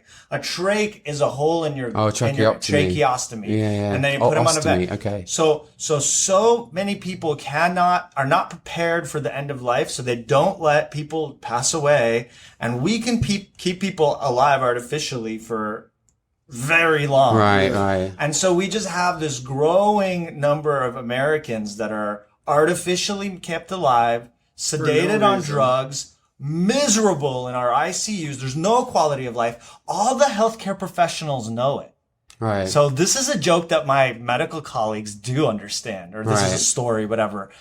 But we're so disconnected from the death process in the Western world, not just America, that people aren't ready for it. We give them the choice, and they get put in this state of like animated, like frozen animation where there's a machine breathing for them. We're pumping. And I can't tell you, as frustrated and sad as I get for my patients and stuff, and with my colleagues, I am just so sad to be in the hospital to watch this process unfold.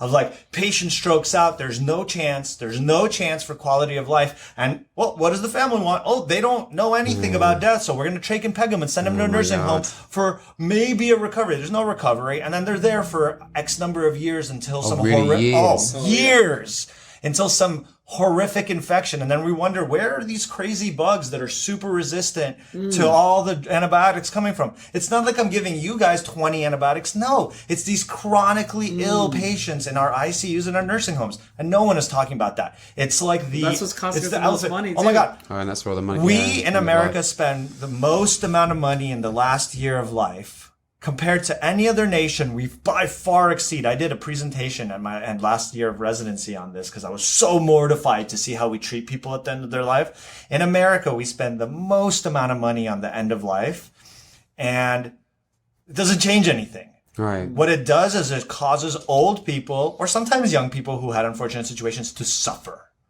So, we're just so disconnected from our human animal self. Like a lot of my posts, I'm like, you're an animal. Don't forget, you're a Homo sapien. And like, that's true about exercise, about food, and about death. And if we don't talk about death and we don't prepare people for death, we get what's happening in America, which is this artificial, they get sick. Oh, they're 60. They shouldn't be sick. Well, they've been eating fake food for 40 years and now they're dying. Right. And you got to let them die, but we don't.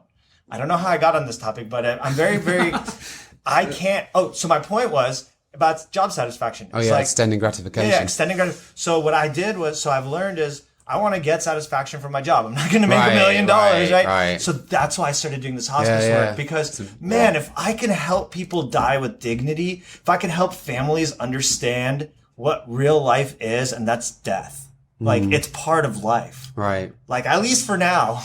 And I know there's some people working to fix that. But so I get a lot of gratification reversing diabetes and helping people stop being obese and finding their health. Come and see me now so you don't have to see me. Come and see me now. But either way, you're going to see me. Right. And then, so then what I do is that now I'm at the end of their life and I'm like, look, I can't help you when you're in the hospital. I just spent 2 weeks in the hospital. Palliative medicine, 90% of it. I helped a handful of people get better. The rest of the people, I was pivoting. Here's a little bit of this. Here's a little bit of that. Let's get them out of the hospital. Let's make this better. Let's make that better. I'm not helping them. And so I don't feel like I am anyway. But then at the end of life, if I can convince someone who's got a 90-something-year-old grandparent to not code them, to not intubate them, to not do CPR, which is going to break their bones and leave them in like no shape. God. If I can get people to make 90-year-olds DNR or people with advanced dementia who have no quality of life, who are dying from brain disease, to not get fake tubes put in their body to extend their life artificially and make them more miserable for a more period of time, then I've done something good. Right. So that's where I'm at in my career. Is I'm just trying to like put some common sense into people and remind them that everything has a price. If you eat the sugar, you're going to get diabetes. If you eat the sugar long enough, you're going to get dementia. And when it's done, you get dementia, it's irreversible. It's game over. And don't pretend that you're going to extend their life for 20 years and that some medicine's going to reverse it. It's not. At least not today. Yeah, it's interesting. That's not the only period of so you talk about extended lifespan there without health. So it's not health span, it's lifespan that you're extending. And then also, I've heard Robert Epstein talk about this. It's like the extended adolescence, right? So children are like forced to be children until they're 23 now. It's like we're extending everything, but it's not really. They're like living at home playing video games. Yeah. But the funny thing is, I thought about what is it? But with infants, people tend to truncate infanthood. So, it's an anecdote, but we just flew over from London and my wife, she's a real trooper and she breastfed both of ours so Bauer's 18 months and Ivy's 5. And I think she only really stopped when she was like nearly 4, and it was like kind of her choice, not my wife's. And, on the plane on the way over, there was a girl that was younger than our boy who's only 18 months. So she was probably like 15 months old. And she made this noise that it's just like any parent would like know that that's not just, I want attention. That's, I'm in pain sort of noise the whole way over. And, nobody had a boob to put in her mouth, right? It's like, and so there's this like tremendous pressure on women to go back to work after 2 months. And that kind of forces weaning early. So it's like infanthood is truncated down to 2 months because mum needs to go back to work. But then adolescence is extended until you're 20 years old. And then we doesn't want her to leave them to grow up. Whoa. Yeah. There's so much. I mean, so the unifying thing that I guess to wrap up a lot of this together to me is the lack of connection with our Homo sapien origin. Right, exactly. With our ancestry. Ancestral health is a very powerful lens. He calls it root cause medicine. He's like so many terms, right? But it's just this idea that like, if you live a fake life, full of fake plastic everywhere and Teflon and fake fat and processed sugar and fake tubes and antibiotics prolonging there's a limit to this shit, and at some point, like, what the hell are we doing? Right.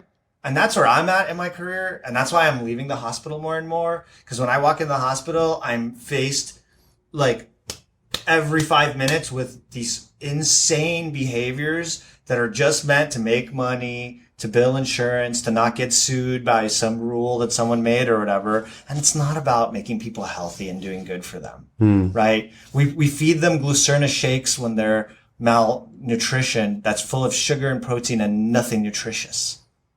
Like, because it's cheap, because it's what we've done for 20 years.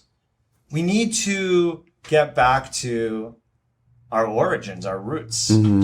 Well, I'm going to tie this together even more. So you're headed to the Ancestral Health Symposium. Yeah.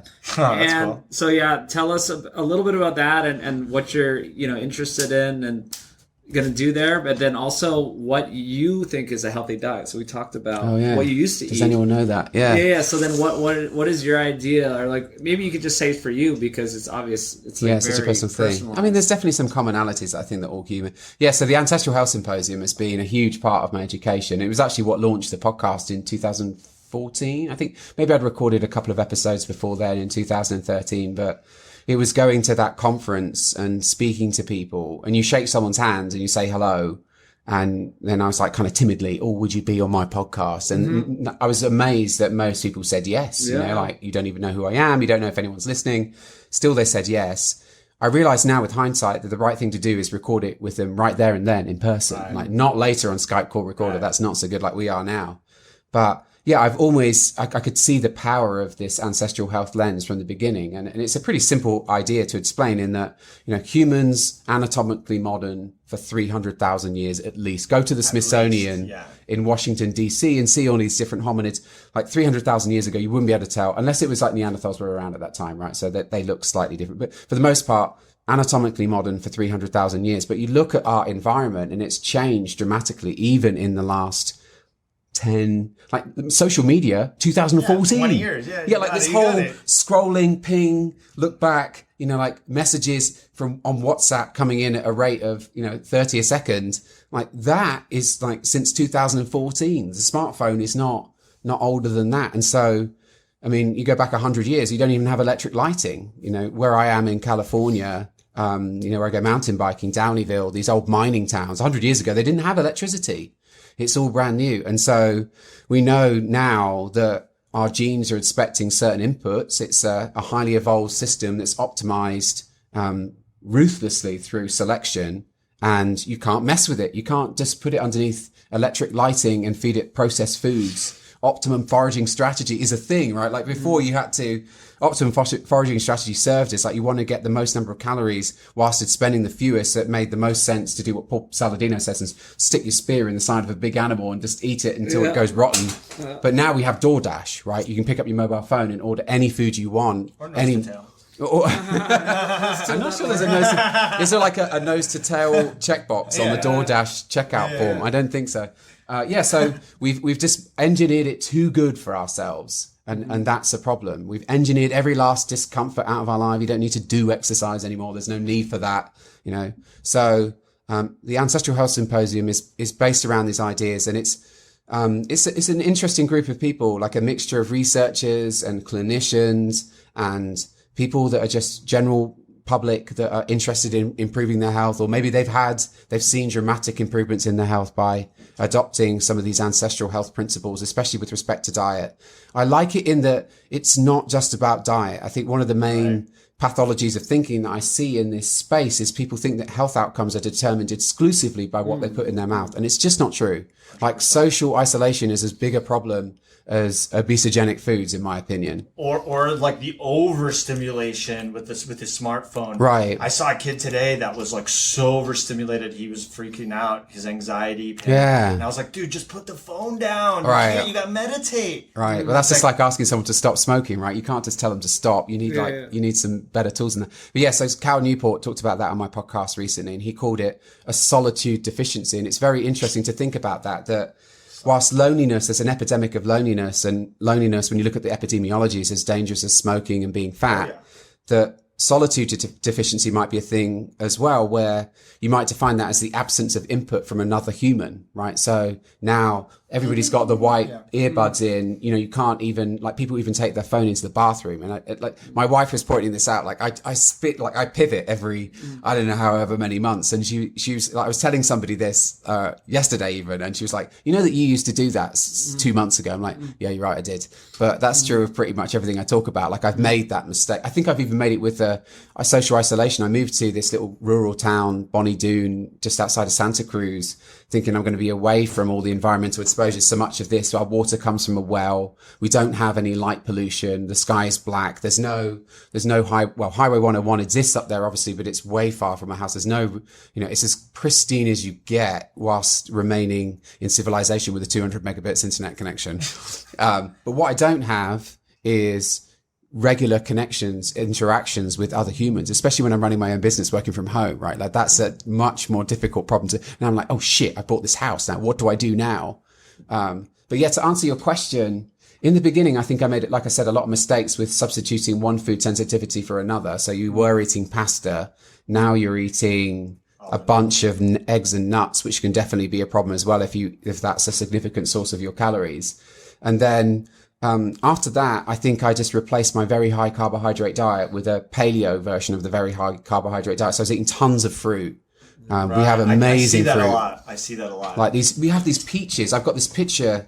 Actually, the peaches are big, but the apples are even bigger. I have this picture of my daughter when she was just a little baby in a shopping trip. She's probably the same age as my son now. So like maybe 15 months old, 18 months at the most. And she's holding an apple that's the same size as her head, you know? So like, just because it's a fruit doesn't mean that it's necessarily, you know, like, I have a friend that used to consume it every day. Yeah, I mean, so I was eating. That was another significant source of my calories was high carbohydrate, but real foods, and it was still and I don't think I really recovered my metabolic flexibility with a diet like that, right? So I still needed to eat a ton of carbs as I got hungry very quickly. I didn't really have fasting physiology. So then a period of 2 years in ketosis totally fixed my metabolism. Right. It was awesome. Like, I could, for the first time in my life, I experienced the absence of hunger. I was hungry. I'm like, oh, this is what it feels like to not think about food all the time.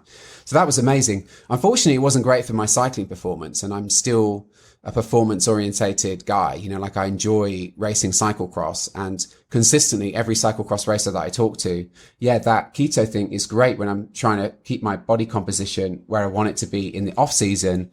But when it comes to game time, I just can't sprint repeatedly in a cross race on a low carbohydrate diet. And so you have to keep it into, people sometimes lose their mind when I talk about this stuff, because I was the guy that hosted the Keto Summit in 2016, right? Like, when, before anyone did that stuff. And, you have to keep it in content. So, you know, low carbohydrate might still be 150 grams, right? And so, and we've even seen this. Sami Inkinen actually has a really good blog post that we love to talk about because no one else does, where he was racing the Cape Epic, this crazy mountain bike race in South Africa. And he's doing 5 hours of exercise every day, and he's eating 400 grams of carbs per day, but he's still measuring 1.5 millimole of beta hydroxybutyrate. Yeah. So he's just like, ketosis is a very relative term. Well, I think that's the problem with just keto diet. I don't use that term at all. Right. And the terms I teach people, doctors, everyone, is metabolic flexibility. Right. Carb dependence and fat adaptation. Fat adaptation. Yeah. Like, that's the idea, is metabolic health. Right. It's not about not eating carbs. Right. Yeah. So I think that's an important thing that I've learned. And actually the most important person that's taught me this is, I'm going to be staying with him in a house, at the Ancestral Health Symposium. He's speaking on CBD, I believe. I can't believe that Mike T. Nelson's talking about CBD. But anyway, he is. And Mike T. Nelson, I think he's published in the area. He's certainly spoken a lot on podcasts, including mine, about the concept of metabolic flexibility and how what it really means is the ability to use both substrates. And Lane Norton talked about it on your Peak Human podcast, and I believe that it's true. So that's what I did with keto. Was I became very good at doing very slow, low intensity exercise. I could ride, you know, I did the Belgian waffle ride, which is like a 120-mile bike race, and I was completely untrained. And you know, Simon Marshall, our performance psychologist, I stayed with him in San Diego, showed up and he's like, are you not worried you're not going to finish this? Have you ever done anything this long before? I'd never ridden my bike that far before. It was not a problem at all, because at that point I could ride indefinitely. I had enough stored body fat for anything. But at the same time, I went to race cyclocross. I just had lost that, you know, that low gear was gone. And so reintroducing carbohydrates, you know, 150, maybe 200 grams, absolute tops. But you talk about this too, right? Well, it's like purposeful and and I forget what it's targeted right, carbs. That's right, fun. Yeah. And so it's going to depend on the day, right? So if I'm doing a lot of high intensity interval training and strength and condition where like it's lots of reps, then I would eat more carbs on that day versus a day where I'm not. And it's not every day. This is what I try to teach people. It's like you can't spike your insulin every day. You're talking about even normal people too, like I'm just saying you're going to pay the price if you're spiking that insulin and you're hitting those carbs every day. If you're doing it strategically and 3 times a day, right? 3 times a day, yeah. At least, and maybe more. Like I was eating healthy, ketogenic, low fat, low carb, and then it's time to really perform, and you let you liberalize your carb intake. That's one thing, but it doesn't mean you can do it every day. You will still develop metabolic issues. So to simplify it for people, I do worry about this. It's like it all sounds so complicated, but if you were to look at what we eat on a daily basis, it's just meat and vegetables for the most part. And we have some sweet potatoes. And then my kids tend to eat a few more carbohydrates than I do, but it's all what we would call cellular carbohydrates, right? So it's a blueberry where the cells are all still intact versus, like a refined powder, like a flour, for example, where the cells are gone and it's just like all either a mush or it's a dry powder. And so that's interesting. That's what yeah, and there's a guy called Ian Spreadbury. I think he's gone back to medical school, or he maybe went back. He was a researcher and then he went back to become a medical doctor. But he used to do these talks, and I believe he published a couple of papers on this idea that acellular carbohydrates cause gut dysbiosis and insulin resistance, and so there's definitely a hormonal difference. Like when you put something in a blender, it's like, and it's true of protein and fat as well, right? When they're refined, they're just different. Yes. Well, this Gabor Dossi, he's not even like a real scientist. He's just like one of these guys that studies it, and he got me into all this and showed me all these studies. And but if you really think about it through the lens of ancestral health, it's kind of common sense. Right. You just wouldn't have been able to do that. Form. There was no such thing as a Vitamix in 300,000 years ago. Well, this is what we're presenting in the film. This is a big thing that people don't understand about health, is that during my graphic, each level of processing, it gets less healthy. Basically, like the farther you wait, the people don't understand that. You're just like, it's like, oh, it's applesauce. Like, what's it? Right. Like, even if you don't add sugar to the applesauce, the fact that you broke down the cell walls, it affects it. Like each level of processing, even mechanically, the first level is like mechanically processing it down. Then you could like add, sugar, flour, vegetable oils. You combine them with other foods. Like as you get more the graph does a better job than your description, but the graph is really powerful. Each level you see that it gets more and more unhealthy. So that I just turned this into a plug for Food Lies somehow. I'm very happy to plug Food Lies. I'm going to record a podcast with you tomorrow, I hope, and we can plug the hell out of Food Lies. So you raised an important point, like how we're going to get the message out there.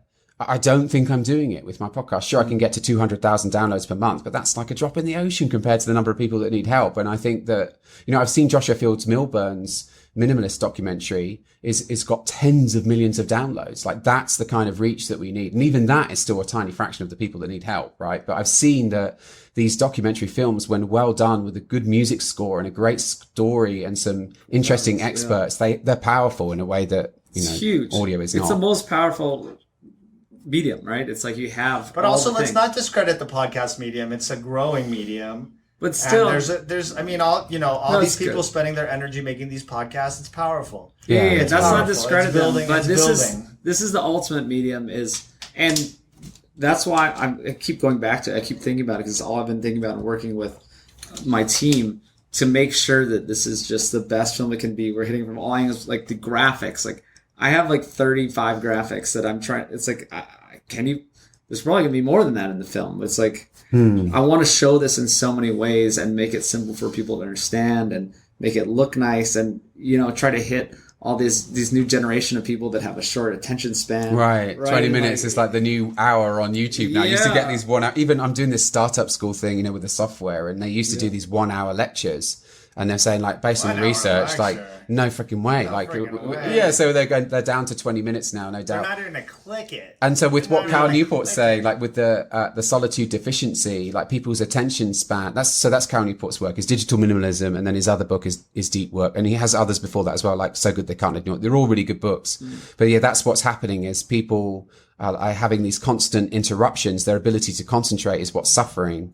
and you're just getting shorter and shorter attention spans. So people are like, you're getting down to like 30-second clips. Going back to like the inputs that our body expects and doesn't expect. Right, that just would never. We would never expect. No, you don't. Fucking, friend, like that messes. One bit of information. I was on Brian's podcast and I picked up a little traction and got all sorts of love. Which thank you everybody. It's overwhelming and so grateful for it. But look, my girlfriend took my phone. She's like, those fucking likes don't mean anything. Yeah. You spoke well. Yeah. You spoke well. You have a passion. That's it. Right. Put the phone down. It doesn't mean anything. But like, I got caught up. I was like, oh damn. All these, you know what I mean? It's a drug. It was hitting the same pathway that cocaine is going to hit in my brain. It was making me feel good every time someone sent me something or added me or whatever. And it's like, it doesn't. I mean, it's nice. It's great. I'm grateful. It gives me a platform, but it doesn't mean anything. It doesn't, like meeting you in person and connecting and sharing like our stories and like analog. Being like, oh damn, here's another person that's like on that wavelength. That means something, you know?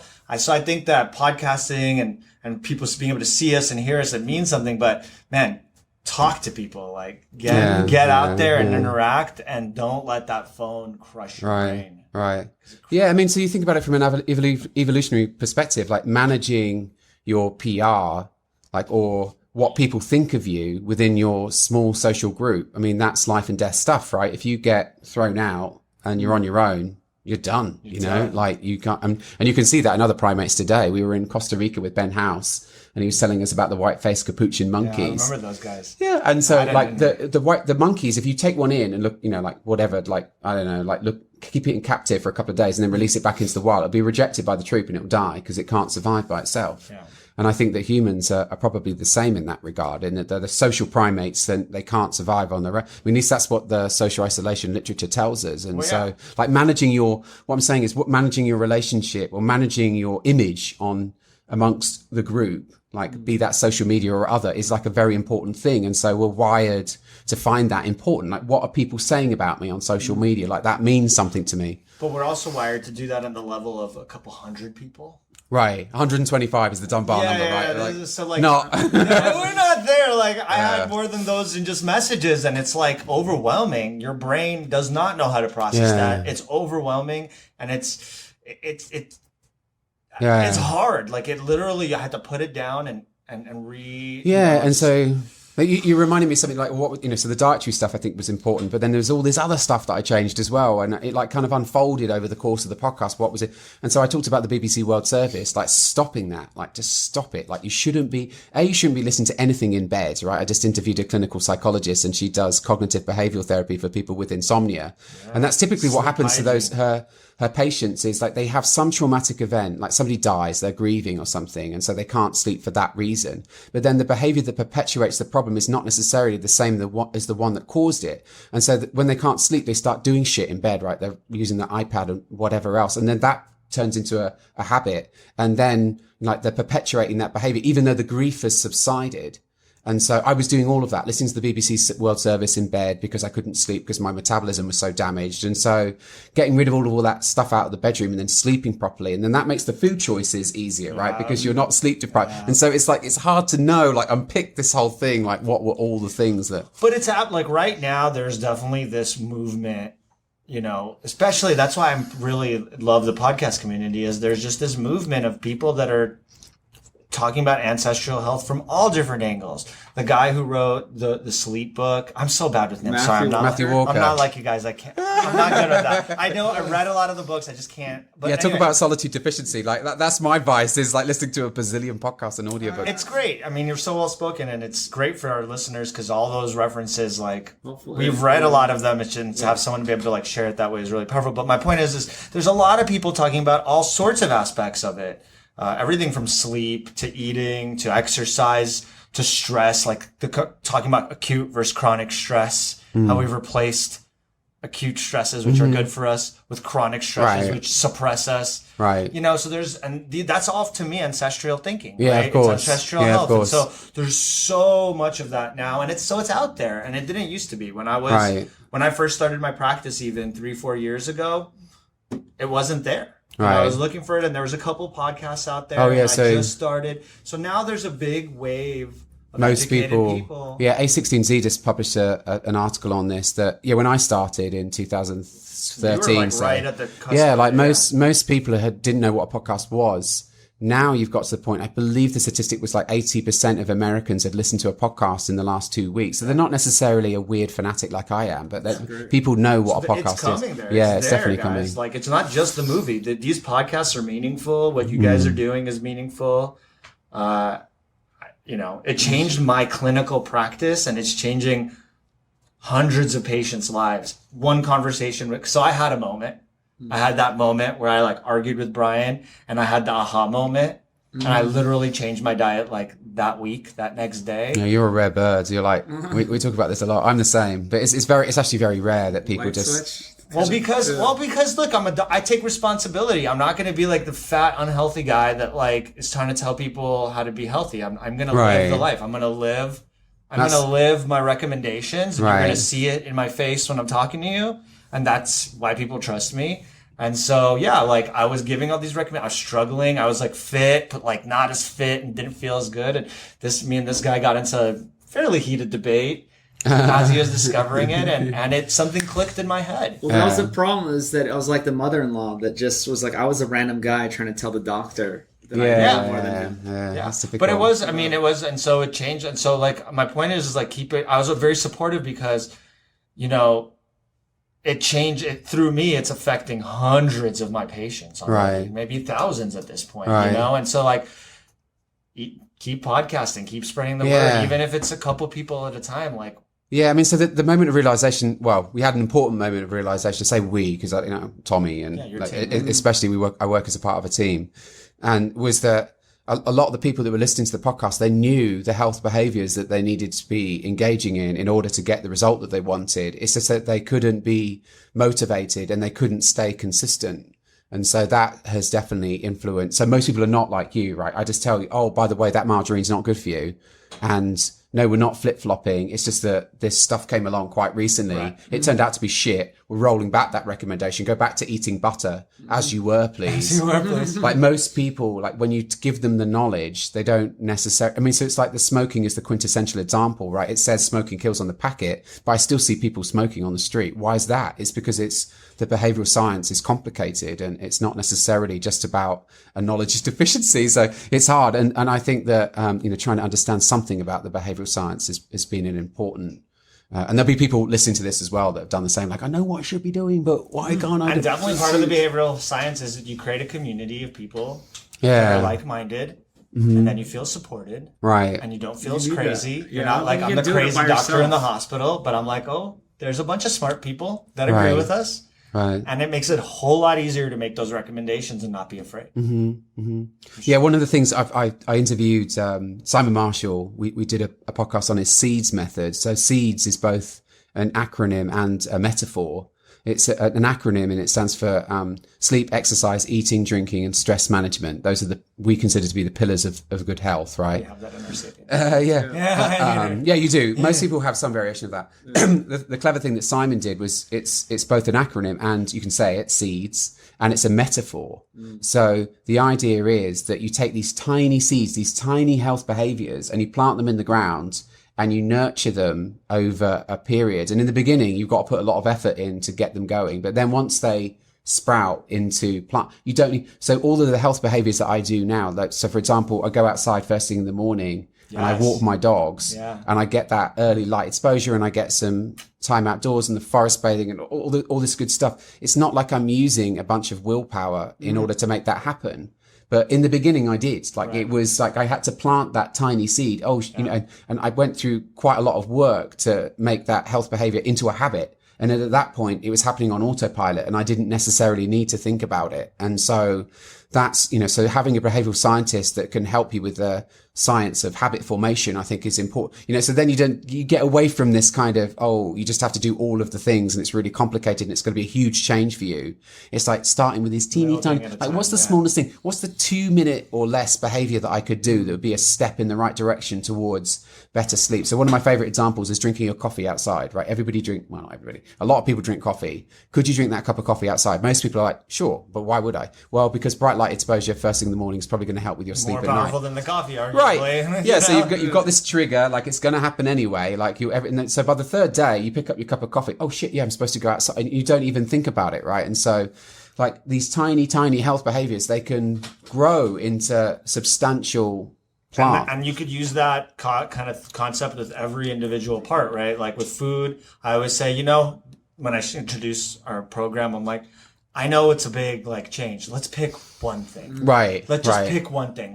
Let's stop eating cereal. Let's stop pretending Rice Krispies are good for you or cornflakes are good for you. Just stop. Right.